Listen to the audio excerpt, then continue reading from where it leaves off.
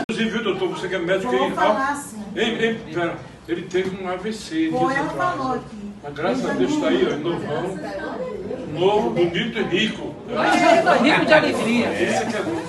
Os tumores da próstata, a gente sentado numa mesa assim, ó, redonda, os assistentes, os residentes, o professor do outro lado. Aí eu fitei nos olhos do professor João Valente e disse: a urologia é a especialidade pioneira na quimioterapia do câncer. Eu senti que ele tomou assim aquele susto e gostou. E aí, baixei o pau.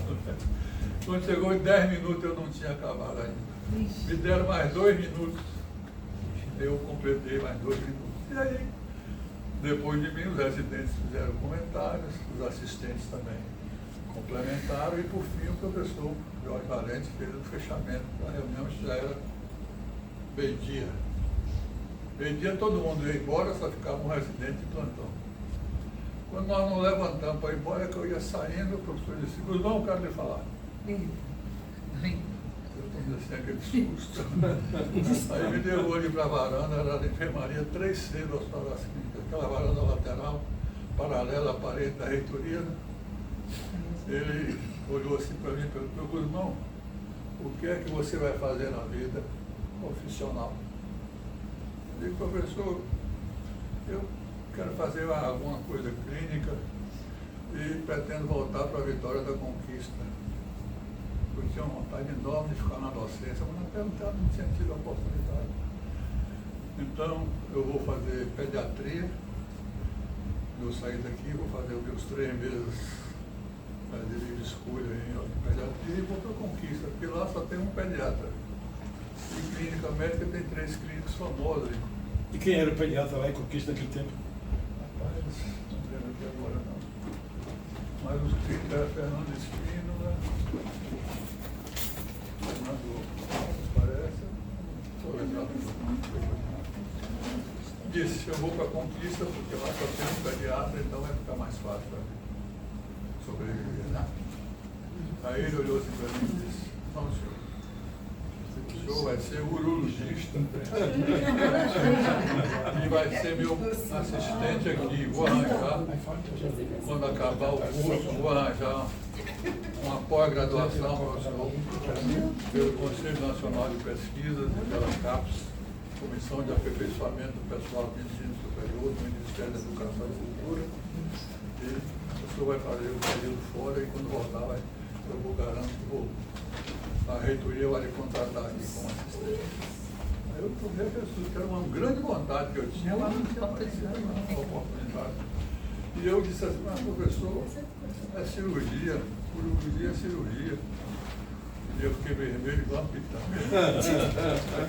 É cirurgia e eu quero fazer clínica. Ele olhou assim para mim e disse: olha, a gente conversa depois. Aí sai. Eu fiquei realmente numa situação. Aí correu o tempo, né? Veio o programa. Passadas algumas semanas, teve um novo simpósio, que todo sábado tinha. Eu também fui muito bem no simpósio, no Jatiapá.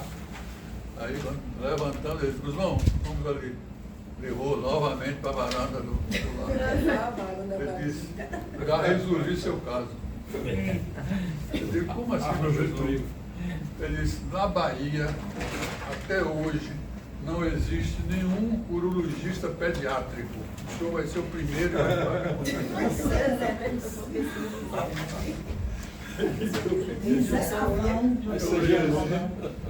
Mas professor, é cirurgia também, mas esse mas é pediatria também. Eu fiquei meio, mas rapaz, eu fiquei numa agonia. Não sei como é que eu desmaiei na medicina, não? De 1966 a 1996. Então tive realmente uma oportunidade muito grande, inclusive de introduzir algumas coisas novas, né? Do ponto das oportunidades. Quando ele cumpre 1/3 da pena, ele tem uma progressão, como se diz, e ele aí já vai trabalhar fora ou estudar e vem para dormir. Então a gente começa a ter uma sensação de impunidade. e a pessoa pretensamente infrator, ele se sente mais encorajado a não temer. Uma das funções da pena é o temor pela sanção. Então, a gente sente, ainda ontem a manchete do jornal dizia isso, que os acidentes de trânsito estão crescendo. Eu que fui autoridade de trânsito, sei disso, que a gente não se preocupa muito porque o crime é culposo, aquele que resulta de imperícia, imprudência ou negligência. E não costumam usar o dolo eventual, que eu como delegado que fui, eu sempre usei o dolo eventual, que é aquele que o agente assume o resultado. Quando você bebe e vai dirigir, você assume o resultado. Quando está chovendo, a pista molhada, quando está próximo de uma escola, tudo isso, dolo eventual. E, às vezes, nós somos induzidos a desclassificar do dolo, que é um crime mais severo, eventual, para a culpa, que é uma coisa mais amena, porque todo mundo é motorista e a gente sempre tem assim uma impressão que a pessoa vai se regenerar, que a pessoa vai ter pena da família, que a pessoa vai indenizar a família. Então, isso me emocionou muito. Eu estou dizendo isso porque uma das coisas que consola muito, e Chico Xavier, um homem chamado Amor, ele escreveu um livro, né? Motoqueiros no Além, dedicado a todos os motoristas de moto, pilotos de moto que haviam morrido e que voltavam pela pena de Chico, da psicografia, para socorrer as mães. E aquelas mensagens todas foram catalogadas num livro chamado Motoqueiros do Além, que era para consolar. E uma das funções da mediunidade espírita, da psicografia, é exatamente consolar quem acha que perdeu. O Divaldo recebeu uma mulher que dizia: eu vim aqui, seu Divaldo, porque eu perdi minha mãe. Ele perdeu onde? Porque ele levava na brincadeira para poder mostrar que a gente não perde. Mas a gente tem dificuldade em aceitar essa vida eterna. Eu escrevi um livro, 10 provas científicas da vida depois da morte. 10. E até fiz palestra lá no Teresa d'Ávila sobre esse tema na última vez, e o pessoal gostou muito, muito, porque a gente precisa se convencer. A gente diz, no Evangelho, a gente diz que é na hora de você dar a prova quando você passa pelo problema e você demonstra que você não somente fala, mas você vivencia aquilo que você fala. Não é? Então, nós falamos muito na vida eterna, mas na hora que a coisa bate, a gente desaba. Não é verdade?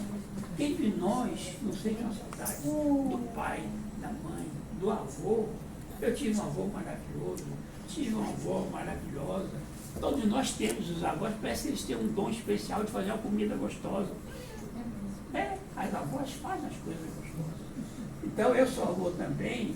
Então, eu quero dizer o seguinte: me preocupa muito, com tantos anos de trabalho no Espiritismo, com o Divaldo, né? Um homem chamado verdade, um homem chamado conhecimento, um homem chamado ciência. As autoridades não manifestaram publicamente o pesar pela morte de Divaldo Franco. Um homem internacional que tem o título de cidadão do mundo dado pela ONU, ele já fez palestra na ONU várias vezes, ele já proferiu palestras em 71 países, ele tem livros traduzidos, 250 livros, 13 traduzidos para outros idiomas. Um homem internacional, um homem que atende diariamente na Mansão do Caminho 1.500 crianças, com 4 refeições, tempo integral, 1.500 crianças humildes lá do Pau da Lima. Há muitos anos que ele faz isso nessa escola. Né? Ele tinha uma maternidade para o parto natural, ele tem atendimento médico odontológico. Um homem extraordinário.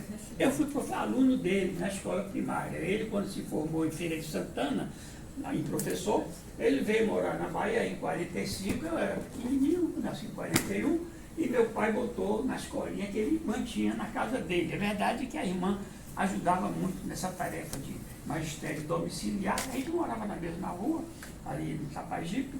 Então, eu tenho um afeto, há muitos anos que não rolava uma lágrima por esses olhos, que a gente vai ficando calejado. Mas na hora que eu vi pelo celular, o Edivaldo, meu pai, está se ultimando.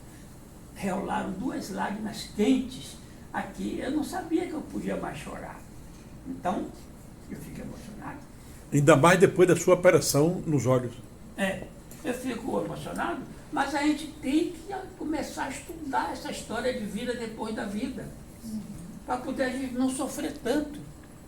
O suicídio não ocorreria mais, porque as pessoas cometem suicídio para se livrar de alguma coisa e não se livra de nada. Ele vai com todos os pecados e mais um. Então a gente precisa entronizar essa ideia de vida eterna, de vida continua.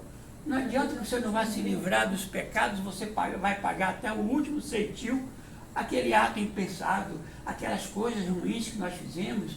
Né? Uma amiga nossa, uma clarividente, que eu convivi com ela dizia coisas maravilhosas, e ela disse alguma coisa que sensibilizou o papado lá em Roma.